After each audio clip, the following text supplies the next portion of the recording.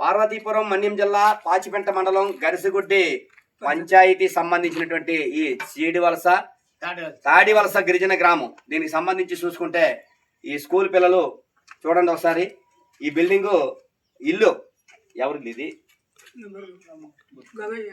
బుట్టకయ్య అనేటువంటి ఒక గిరిజనుడికి సంబంధించిన ఇంటి వరండాలో చదువు చెప్తున్నటువంటి పరిస్థితి రోజు ఉంది ఈ జిపిఎస్ స్కూల్.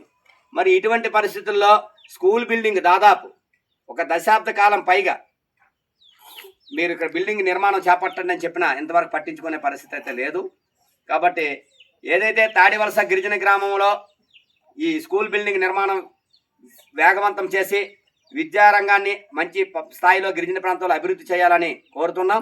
కాబట్టి అధికారులు యుద్ధ ప్రాతిపదికన చర్యలు తీసుకొని స్కూల్ బిల్డింగ్ నిర్మాణం చేపట్టాలని మేము కోరుతున్నాం. ఈ స్కూల్ బిల్డింగ్ నిర్మాణం వెంటనే చేపట్టే విధంగా ఐటీడీఏ పీఓ ఇతర ఉన్నతాధికారులు అంతా కూడా తీసుకోవాలని కోరుతున్నాం.